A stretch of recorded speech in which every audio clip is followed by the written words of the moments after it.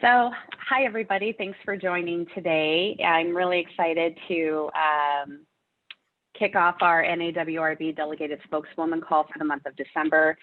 And in keeping with the theme of the NDILC call last week, we're going to be talking about acknowledging Trailblazers, which is the first of the 10 principles within the NAWRB ecosystem.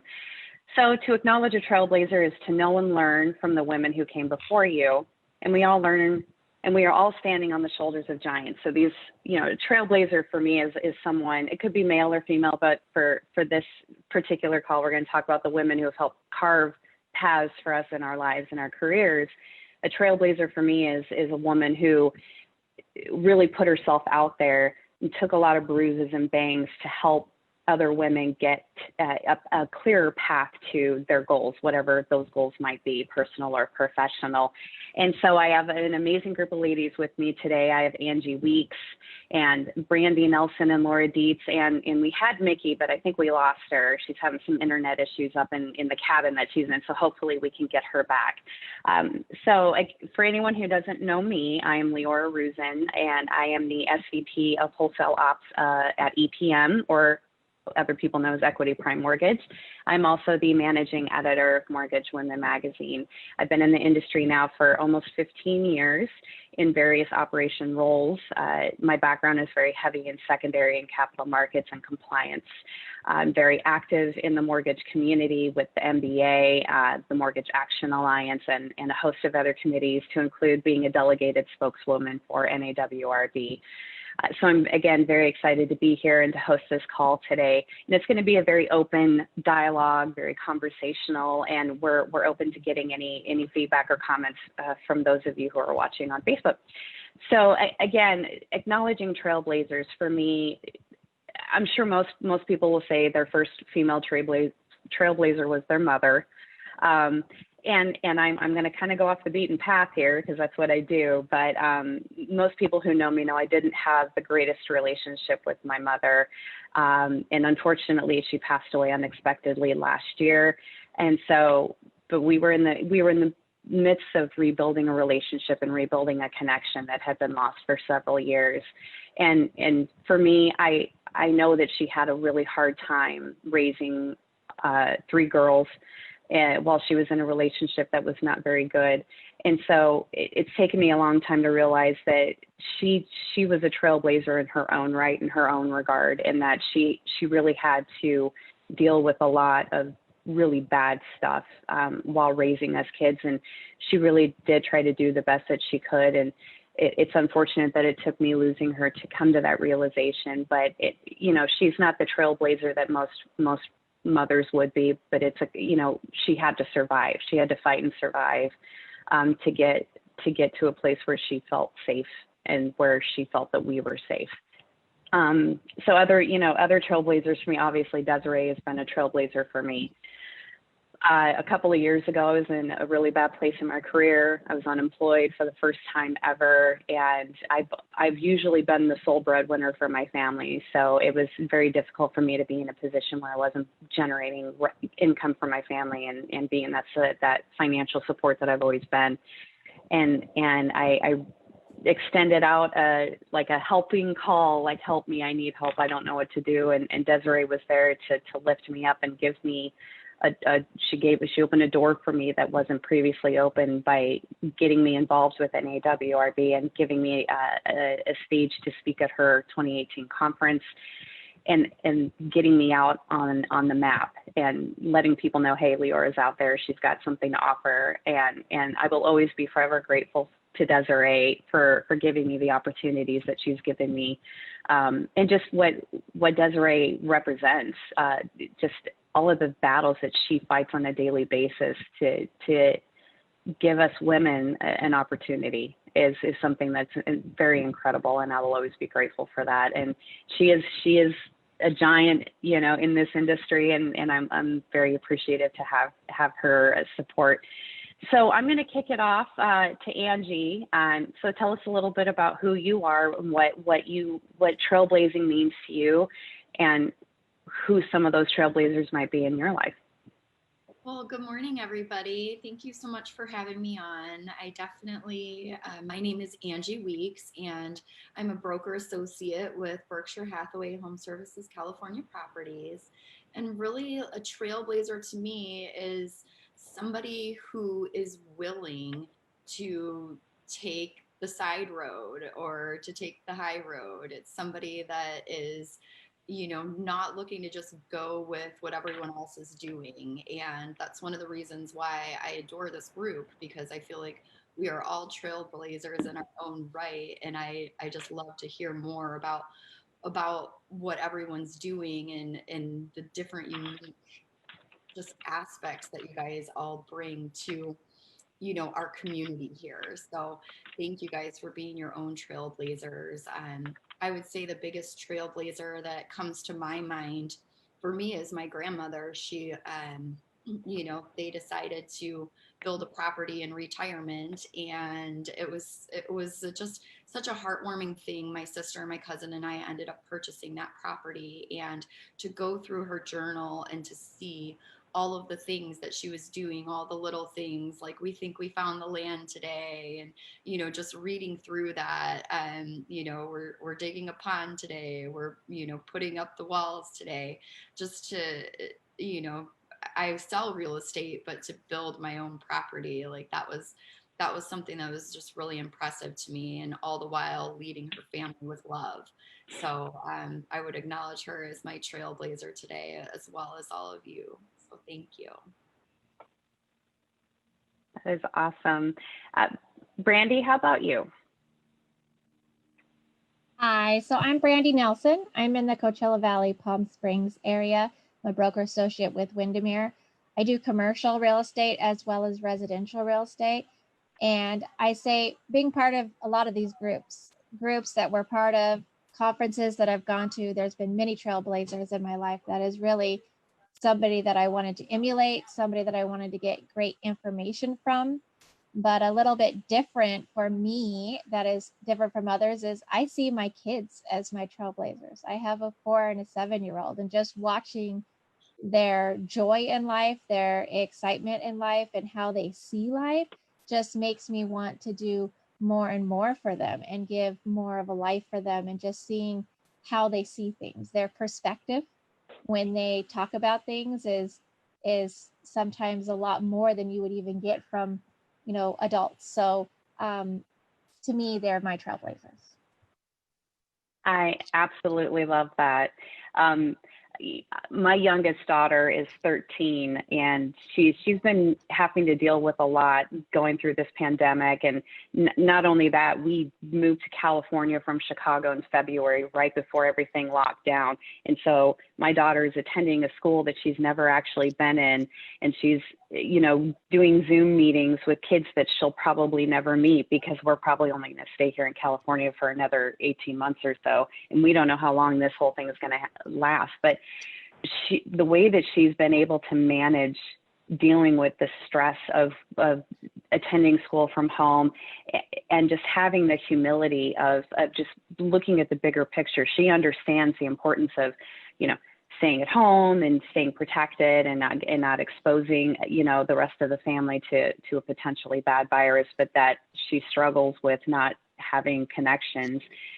It's just so much for kids to have to deal with right now, right? And so and I have to try to put myself in her shoes. Like, I've never experienced this. I'll never know what it feels like to be a kid right now. And so I think that's amazing that you would identify your kids as trailblazers, because they really are. They're on a path that we've never been on and that we'll never be on. And the way that they're handling it is it's more than most adults can handle. So I agree. And you'll hear my kids, they go, "Mom, can we go somewhere today?" And I said, "Well, honey," and before I even say anything, they go, "Yeah, we know, because of the corona." And so they just know, but they're adapting, and kids know how to adapt, and they're really being great. But as parents, we really need to give them as much interaction as we can, because we're their only interaction right now, because they're not around their friends. Right. I love that. I love that. Laura, what about you? Well, I'm Laura Dietz. I'm the broker, owner, auctioneer of Summit Realty. I come from a line of many strong Italian women who run the show no matter what. But I have to say, the trailblazer that comes to my mind is my daughter, Chrissy Stone. She is amazing. She's a master colorist, owns her own salon. But what makes her more special is she has a son, James, who's now 16, and he's been fighting a special immune disease with his blood for years. And being told by insurance companies and everything, no, we're not going to pay for it. We're not going to do it. This lady has fought tooth and nail to where he is now, they're using him for different hospitals throughout the United States to help other people be cured, because he is. And I have to say, what he said at Thanksgiving really teared me up. He said, I want to thank my mother for fighting for me to get the IVG treatment, because I wouldn't be alive today. So I'd have to say, Chrissy Stone, you're my trailblazer. Oh, that is That's absolutely It's sweet. really Like, I'm special. trying not to cry here on Sorry. Facebook, you know? Well, it's That like that when is you're in the hospital or you're in the doctor, or, you know, you just never know what your experience and fight that we've all challenged that we can bring as parents to the table and replay it back. And I'd like to play off Brandy's scenario of the children. I look at my dogs as my trailblazer. And we all have heard Meow Sanctuary for home ownership for the last, let's say, year and a half. We coined that phrase about 4 years ago, 5 years ago, when I got Sheba, my oldest dog. She'll turn 5 here shortly, and so it'll be 4 years. And she has a huge fear of going outside. So as soon as she goes outside and hears a garbage truck, like today is Thursday, so if you hear the garbage truck drive by the house, you'll hear all the noise in the background. Try to mute it. But the idea is, as soon as she crosses that threshold of coming back in, her body goes from a complete rigid state to a complete relaxed state, because she's crossed the barrier of the garage door into the home, that she feels safe and secure. So I thought about that, and I said, if her fear of almost being, I got her at 8 weeks from a shelter, you know, bone skin, you name it, she was, whatever happened to her was serious, because she still remembers to this day, she cannot go outside with an 18-wheeler or the garbage trucks outside without having the fear of just doing this. So I thought about all the issues that we're having from the sanctuary side when we go into our home, you know, the bullying that we had, all the civil unrest, all the things that were happening 3 and 4 years ago that started, you know, building up, and what was going on with our social media platform and everything else. And so I said, well, wait a second, if we could contain our 4 walls and have a moment to stop and think and actually have a, you know, moment of flushing out, and those walls were ours, and we did what we wanted in those 4 walls, then that would be our sanctuary of life. And that was because of Sheba. Had it not been for her, and I could see her body change and her emotion change and her life change, she is what drives my animals, my furry girls. Everyone knows I'll do anything for my girls, forget the 4 boys, that they're my life, and they're what are driving me to go through the pandemic and go through ideas, because they're driving it. And so it's very different, like Brandy. So thank you for that. It was great. So obviously I'm Desiree. But Who doesn't know Desiree? yeah. So back to Leora. Okay, so Leora, oh my gosh, you're talking about crying and the emotion and the impact. You know, thank you. But it wasn't me. It really was the fact that you stood up at MBA, you know, what was it now, 4 years ago, 3.5, 4 years ago. And if you don't know the story about Leora stands up in front of 600 people, the very first inaugural meeting in Empower with Marsha Davies, who sits on our NDILC, actually curated one of the principals. All right, Mickey's joining us. And she stands up, she says, all right, who's gonna have with Mika from Morning Joe stands up and says, who wants to stand up and tell us their very first, you know, strive of what their career goal is going to be? And all 600 people, no one moved. And Leora jumps up and goes, I do. And everyone, she's like, I want to be the COO of a major company, blah, blah, blah, blah, blah. And we're all just like, whoa. And we're like, oh, and everyone just jumped. And when I was looking to have someone help work with us, she actually invited me as a D&I speaker to go speak at the employment she was working at, and things happened, things changed. And I said, wait a second, I would love, and she reached out to me, and I said, well, we're following up. He says, well, it's not happening anymore. So I offered what and how we do behind the scenes. It's not what's happening to be front of the scenes, it's behind, and rest is history. So thank you, Laura, but it's all you. You're the one that stood up and said hi. It was a terrifying experience, and you know, there's women who still talk about that to this day. They still mention, you're the one who was at Empower and said you wanted to be the COO of a company in 5 years. So that was in 2017. So I still have a little bit of time. I'm not the COO of a company just yet. I still have a year and a half to go. You just got your third job in the last 2 years? I mean, that could be bad, it could be good, but you know, in my mind, it's a good thing. It's your choice. It's your choice. It has been my choice, and I am progressing, and that's the thing. Like, without having the support of these amazing trailblazers in my life, like Desiree, like Christine Beckwith, like even Marcia Davies, who's offered, you know, some great opportunities to me, Molly Dowdy over at Next, who's given me opportunities to speak on stage. Every opportunity is building my confidence and giving me what I need to really go out there and fight for what I want. You know, just this morning, I was given some pretty bummer news. I've been a part of the Mortgage Action Alliance for several years, and I put myself out there as a nominee to get one of their at-large seats, and found out this morning that I wasn't picked. So there were 3 open seats, and out of 19 nominees, the 3 that were picked were all men. They're all white men. And so, you know, and I find this out at 6 a.m. this morning. So it's like, okay, you know, this is the reminder that we are still very much in a man's world in this industry. And it reminded me of how important it is to be a trailblazer and to be a mentor and to be a support. As women, it's hard enough as it is to get a seat at the table. So when that opportunity presents itself, as women, we need to band around each other and help each other out and support each other. So, you know, that's what it reminded me this morning, getting this news, that, you know, if we do more to help women when they're given the opportunity to get that seat at the table, then the odds are that they'll have a better chance of success. Should we have to go through all these extra hoops to get that seat? Of course not. We shouldn't, but we have to, right? And until we fight more and more, and until that inequity is you know, gone, we'll have to continue to fight for each other and be that support when no one else will be that support for us.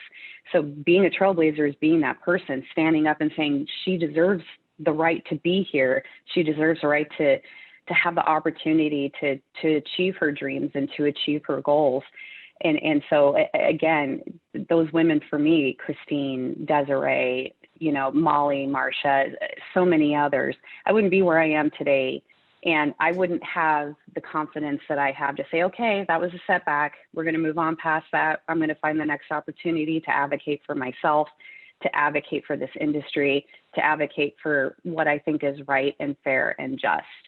And so I'd like to throw this out to the ladies. You know, what is a situation in which you really felt that you've been defeated, and who is someone in your life who gave you, you know, some words of advice, some encouragement, you know, a swift kick in the butt to kick you back up and get you back on your path? Before that, we got Mickey. Mickey joined us. So Mickey, go for it. Yes. So okay. So what am I doing? I'm introducing myself. Sorry, I missed all that. And your Trailblazers. No, that's okay. This is so 2020, right? Technology difficulties. So I'm actually calling in from my cabin, who is right on the other side of a hill, and sometimes technology, the connection isn't always the greatest. So fortunately, I think we got it done. So hopefully I'll be able to stay on. My name is Mickey Vandenberg. What am I saying? I'm just talking about what my background is. Is what I'm doing, right? So just introduce where you're from and who you work for, and then in about 30 seconds, and give us a Trailblazer story about who has been a Trailblazer for you. And what Perfect. Okay, so I work for North American Title Company as a Western Regional Escrow Manager and Advisory. I've been in the business for about 30 years. I'm a total escrow geek, love it, love everything about it. And actually, I would say my trailblazer was actually the woman that trained me in escrow. Her name was Susan Ryman. She's been in the business, I don't know, at this point, I think like 55 years. But my background from where I came from is, you know, as a woman, you have a certain role, you know, women have babies and they stay at home and things like that. And Susan, for me, was really the first woman that really pulled me away from that. And she was so powerful in her presence and in the way that she moved through the world. And I feel so fortunate because I'd been with the company for about a year when she started as a manager. And I feel so fortunate and blessed to have had her, because she just wouldn't take no for an answer anywhere, right? It was like, it was one of those, and Desiree, I think you might have met Susan too. But she's just one of those amazing women that knows what she's talking about. And I think really what she taught me too is just don't accept what people tell you, right? Question it. And if you want to be heard, you need to go have a seat at the table. She's the one that involved me in the Oregon Escrow Association, and I am today very active in the California Escrow Association, the Orange County Escrow Association, currently finishing up as the president of the Escrow Association for Orange County. I'm involved with CLTA, ALTA, American Escrow Association, you name it, because I think it's important that we have a seat at the table and have our voice heard. And the only way that's going to happen is if we actually show up. And I think that's one of the things that I appreciate most about Susan, what she did for me is, you know, you need to show up. You need to have your voice heard. You can't just show up and be quiet. You need to be there and you need to talk. I love it. So if I can interject real quick. So Mickey is someone who, you know, when she started out and we were talking, is that she's always been there behind the scenes, making sure it gets done. And her work ethic is absolutely incredible. And the idea is that I love the environment of and you're saying with Susan about, you know, no was just not happening. It's been my motto since day one is no is not in my vocabulary. If you tell me no, I'm going to show up and I'm going to say why no. And that's one thing about escrow. If we all know that I had one of the greatest track record of closing deals, because I found out how in the asset management business, and how can I get that to record today? Because I get more assets the next day. So I found out if the title officer took cash and went down to the county recorder's office and actually paid, I could get recorded 5 minutes before the closing. And people didn't know that. So you always ask questions. And if you want to have a voice at the table, speak up, ask questions. You can never ask too many questions at any event that you go to, because guess what? You're being seen, you're being heard, and that table is the stage of you asking at that mic. And trust me, I've been petrified and come out of my skin and go up there and go, I have no idea what I'm saying, and walk out and go, okay, Desiree, you have the strength to do this. What's your problem? Why are you getting it in your mind? If you don't practice it, you're not going to perfect it. So just break your fear of going out and doing it. Like, and Laura, you in the K9 world and what you do for the dogs and the veterans and the intricacy, what you did for us was just huge. That to me is a huge trailblazer for leading the path for the veterans during the coronavirus. So what we're doing right now, they brought the boat into LA to make sure it happened. And that connection, forever eternal grateful for what you did for NAWRB to put that on the map. So, you know, people don't realize to the depth of the integration of each one of you bring to the table. And Angie about the land, you know, I'm like, all right, who do I know on land? Who's had it forever? Who would be willing to sell it? What am I going to do with it? And when I go search all of them, I'm going to say, Angie, what do you want to do? How do you want to do this? We're going to go with it. Because I have access to all these different platforms. It's time to do it. And that's where we all need to come into that sandbox and get it done and make a difference. So love, love, love. And this time we're all from California. The NDILC we had was the East Coast against the West Coast. So what are we going to do? We're going to do the North against the South. Let's see. No, we're half on. We're not quite North. We're going to say Central California in Southern California. We could fight the geographic area of that, but just just throwing it out there. That's interesting. We're all from California. I didn't even realize that. That's too We're all funny. locked down. Yeah, we're all locked down. Yes, we're all enjoying we are. life, right? Yes, just fabulous. Loving it. Love canceling all my Christmas plans, but whatever, you know. You know, Leora, I love what you said about, you know, the seat of 19 positions available. I mean, 19 people going for 3 seats. And that's probably not the path or the direction you're supposed to go. And I can say that years ago, I had to become an auctioneer in a man's world. And it was when auctions were really new. And I was trained in first a real estate auctioneer here in California. And I went back east to the auctioneers convention, and I walked in and they grabbed my hand and said, all the wives and the secretaries are going to the aquarium. And I said, that's great. And I continued walking in, and he said, listen, lady, I told you that the wives and the secretaries are up, which he thought I was, are all going down the aquarium. This is only for auctioneers. And I said, I hate to tell you this, but I'm happy to. I'm a state bonded licensed real estate auctioneer, state of California. I went in, all men, and during the whole conference, he said, we sell pigs, we sell chickens. And that lady thinks she's going to make a living selling real estate. Well, I wish he had lived long enough to know that auctioneers really are majority women nowadays, and we do it better. That's awesome. Well, You know, and you bring a good point. So out of the 19 people that were going for these 3 seats, only 6 of them were women.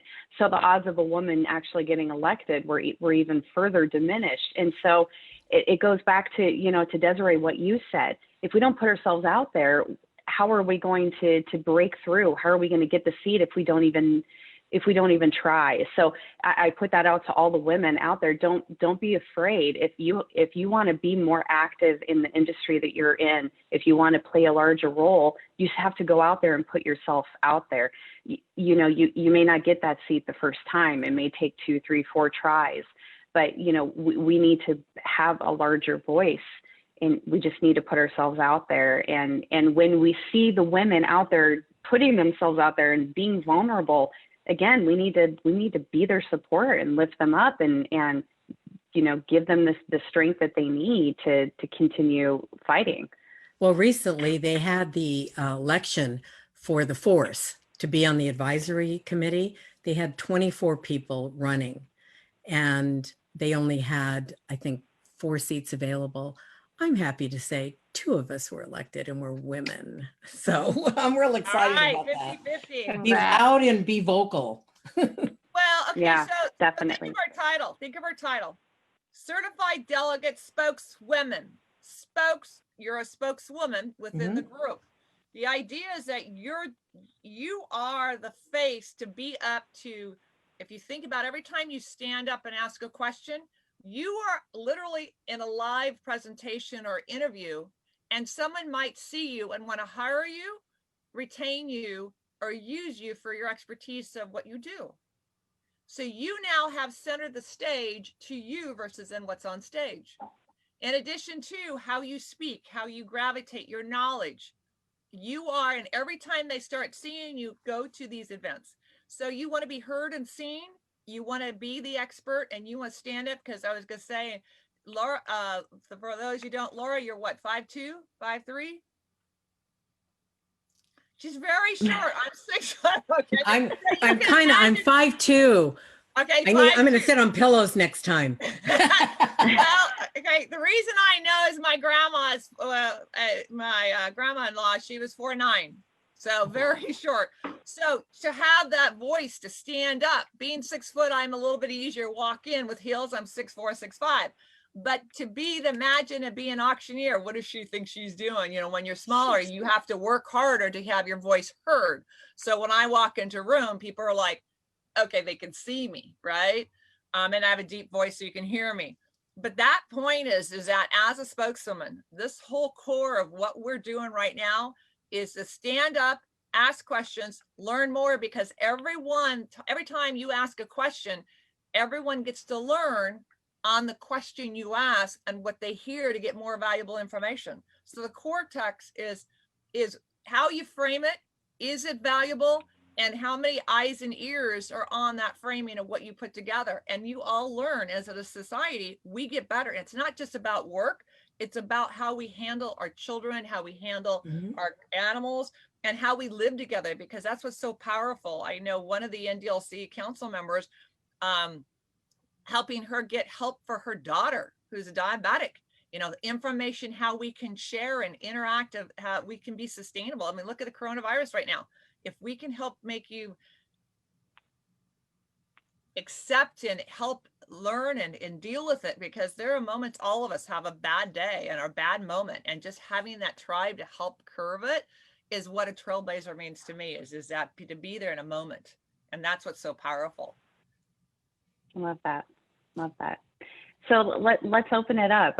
Angie, Brandy, Mickey, Laura, do you have any other stories of trailblazing that you'd like to share? Or have you ever been in a situation where you've been called upon to be a mentor for somebody, and what that felt like for you, and how you've helped to blaze that trail for other women? I wanted to say that I noticed a common thread through our conversation here, and that it's a lot of us have had to kind of climb our way up. We've all got, my saying about no is not an answer. It's simply your suggestion. And I feel like that is just a common thread among all of us. And I think that it says a lot about your character when you just keep on climbing anyway. And, you know, Desiree, you mentioned this house. I almost lost this house 3 times, you guys, but no is not an answer. It's simply a suggestion, and here I sit. All right. Love that. Desiree, were you writing that down? I could tell that you were writing that down. I was just mentally going, okay, if we all wrote down what no means to us, just in the 6 of us, 7 of us, imagine. You know, no is we not probably all come up with different answers, but I love that. Yeah. You know, I can remember when the earthquake hit in California. My husband died 3 days after our house went down. We lost our motion picture business, of course, because he was the business. And I'm thinking, oh my gosh, I'm high maintenance and I have to support myself. What am I going to do? I have to get a job. And I was going to not even rebuild. I said, that's it. And this guy at SBA said, no. You are young enough.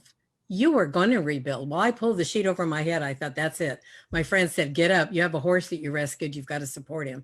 Good Lord, I have to support someone besides myself. I'm not going to make it. But because I had strong friends, and Desiree, I met you at that time, who said, you can do it. And a client recently asked me, he said, why should I list with you? And I said to him, because I'm the best. Why wouldn't you? And he looked at me and he thought, he didn't know what to say. But you have to, you know, take that word no and say, really? And show them you can do it. You can do anything. You can survive any crisis they throw at you. There's always that door open. And never take the word no, because you can do it. And look at your horse. You named your company after. I need my auction company. It gets calls all the time. That's it. And beautiful horse. What was the name again? I'm sorry. His name is Merlin. I rescued him as an Arabian. I never even had a horse. I never even owned jeans. I had to lay down in a showroom to zip the pants up to get myself in them, look like a big sausage. But I never had a horse. I couldn't even get on one.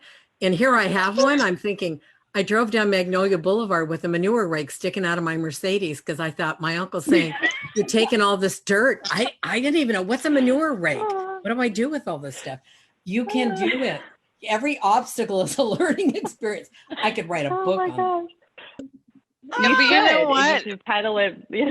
God, no one would believe it. It'd be, you know, whatever. But it made her live. But the thing is that she had to take care of it. And to this day, everything is about that horse. That horse comes out of her mouth all the time, and it saved her. Think about it.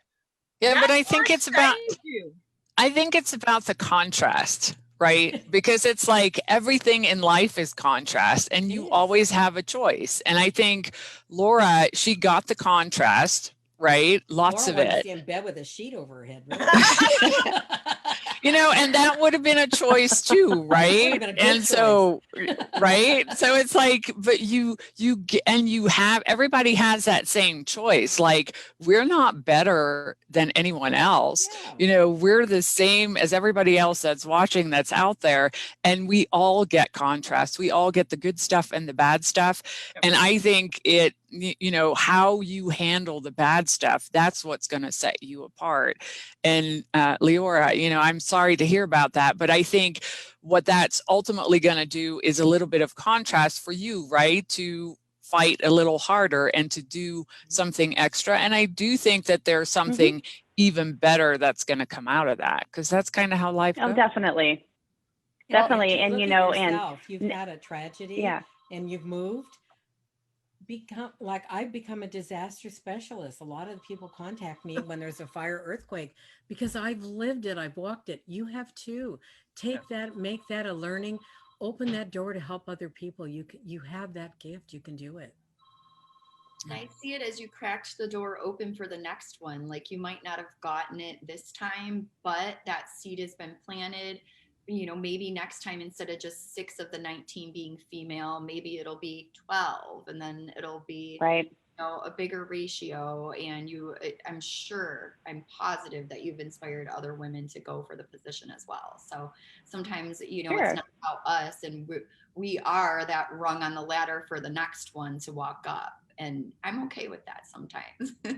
Definitely. Yeah, definitely. And it's about it's about moving to that mentor phase from being the mentee and saying, okay, what can I learn from this, and how can I share what I've learned with others and help other women find their hope and find their dreams. So I love that. I love that. Everything's a learning experience and an opportunity to grow, for sure. It's not failure. It's an opportunity to grow. That's what I've always said. So, Brandy, what about you? I was just going to say, you said earlier, what do we do to pick ourselves up? And sometimes we get into funks and we, everything's been horrible and we sit there, but then, you think about it, and then you think about all the good things that you're grateful for, all the things that you have, all the opportunities.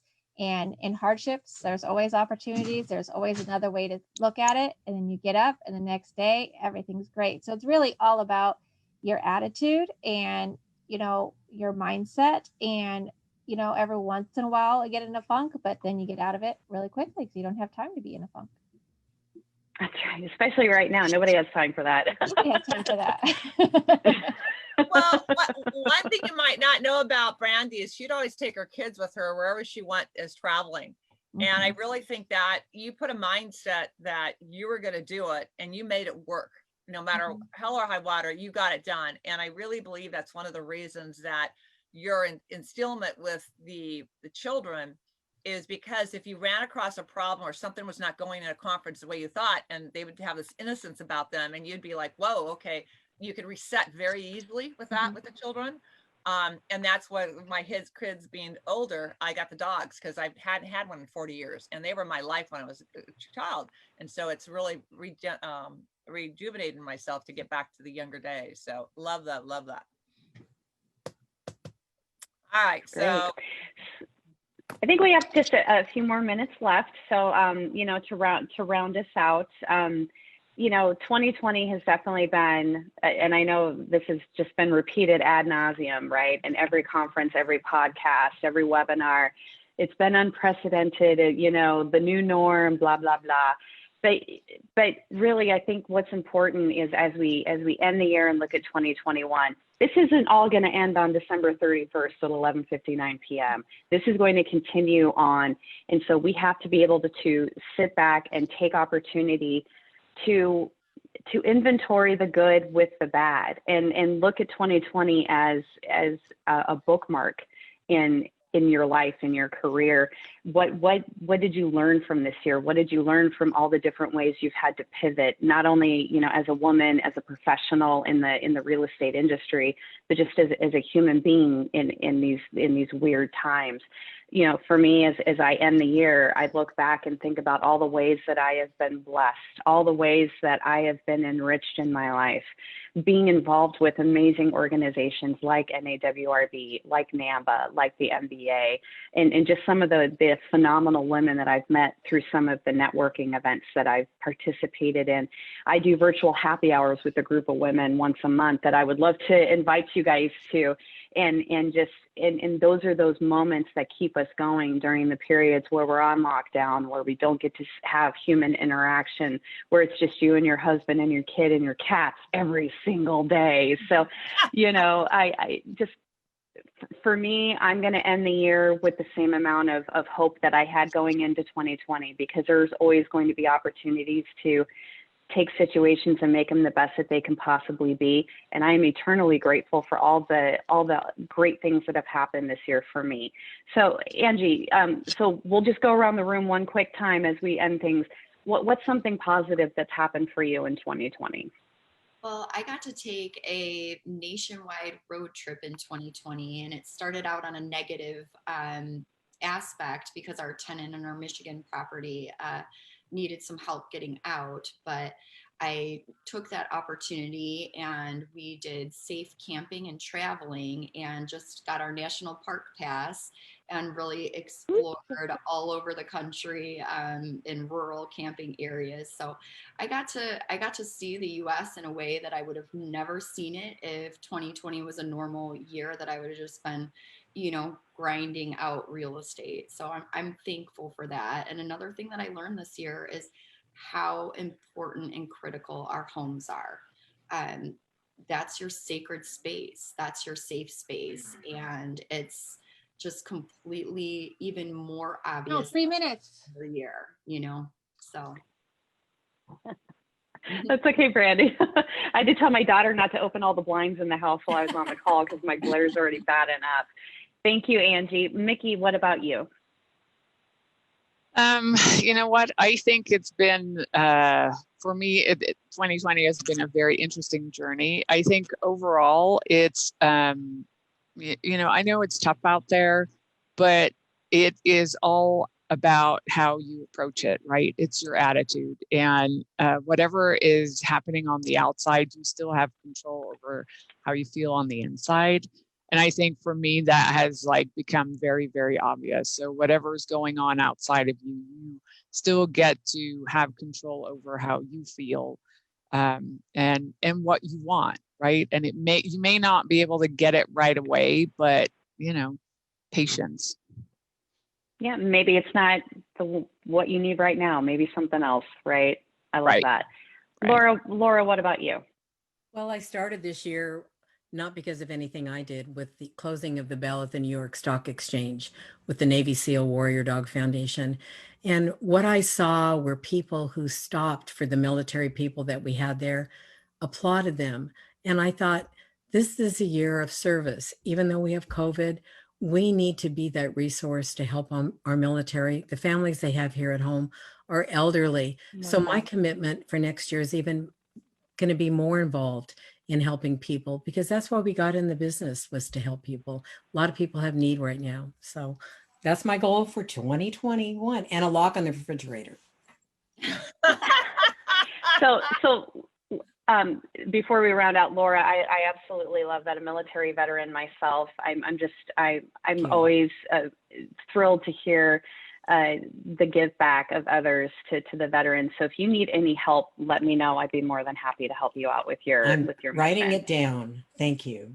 Fantastic. And Brandy, what about you? What's something good that's happened for you in 2020? I have to say, through all these Zoom calls, even though sometimes we feel zoomed out, but at the same time, I have never had so much networking, so much creativity, so much masterminding, because we are all able to get on the computer and talk to each other. And I am doing this on our, REO platforms that we are, national. So we're hearing from all the different states, and we do this every week. And so I wouldn't be able to do that in normal. We'd only see each other at conferences, once or twice a year. And now we're doing it every week. So I feel that we've got a lot of this, and I'm going to continue doing that in, next year. There's no reason to stop doing the Zooms if this crazy COVID ever stops. We're still able to network and mastermind and share, and part of being commercial, you know, on a lot of commercial platforms as well, you know, with Crew, etc. And all being able to network, I think has been a great thing. I think that we'll see, I think a lot is going to change in how we communicate and network as a result of this. And I do think we're going to see a lot more of those hybrid conferences that are part in person and part virtual. And I think that it's great. I think we're in, like you said, in some ways we're more connected than we've ever been, even though we're all apart. Love that. Desiree, how about you lead us out? Our fearless leader. Well, it forced the group to actually do some pivotal changes and really amplify what we're doing. And the interesting thing is 2020 really brought the fact of who and what we do, from the ecosystem of how interconnected all the different industries are. It has been a definite, you know, pounding of doors to get that open. And now, because of what we've gone through, people see how the interconnection, because if you think about in 2019, during our conference, we talked about aging population, health, and the quality of life was going to be the deciding factor. Here we are in 2020, and all three of those things, right? Did we predict coronavirus? No, but we did predict aging population. So if you go online and see our 2019 conference, you'll see 19 panels of the ecosystem of life, truly. Personally, it allowed me to, forced me, I should say, not allowed me, but forced me to actually fix my home. It got flooded, it got water damaged severely, and since I am home, I now get to address it and say, you want to do this, as Angie said, how important your home is. Trust me, everything I have in my home, I cherish with every mite I have, but I need to fix it. I need to get it done. And so it's allowed me to do that. And on the other side for Brandy, as far as the networking, it allows you now, from a women's perspective and the gender lens that we do, because we have almost 70 countries now that follow us and we integrate with here at NAWRB. It has allowed us to more in-depthly really get to see what is happening in other countries, other than just a one-off here or every couple of weeks. We hear every day what's happening, where they're going, what's being said. And so the NDILC principles, because they're a monthly theme, is now resonating in so many other countries that have already been following us, and they're picking them up. So with that being said, to wrap it up, I encourage everyone, as soon as you get off of this call, and everyone that's watching us every day, acknowledge a trailblazer. It can be an article that you see, it could be a movie, it could be a book. You're in Hollywood, you know, Laura, with all the movies. It could be a speech you've done, an article that someone else has written, anything that you could see at the grocery store. Acknowledge that person, because that's what we are. We're spokeswomen acknowledging the Trailblazer for the month of December. So I challenge everyone to do that, put those posts out there, and make it happen. And then next month, we're going to kick it off again with our next principle, number 2. It'd be nice if I have it up to see what it is before I even go there. But that is, Veronica, what's number 2? As I go on here it is. It is number, gotta love this, keep achieving. So think about it, 2021, keep achieving is going to be the principle, so you can be prepared for it. So I wanted to thank everyone for being on NAWRB.com. To be part of the spokeswoman, if you'd like to join our incredible group, please reach out and look at it. And then also for the NDILC. So I want to thank very much Leora for hosting us. And then we'll go on from there. But from the bottom of our heart here for Women in Housing Real Estate Ecosystem, please be safe, please be healthy, and everyone enjoy your holidays. And remember, we're doing this for the care of someone else, that we're acknowledging, that we're pushing it forward to say we care about, we love you, and thank you very much for joining us. So thank you again for everyone for being on the call. Thank Happy you. holidays. Bye, guys. Happy Thank you. holidays.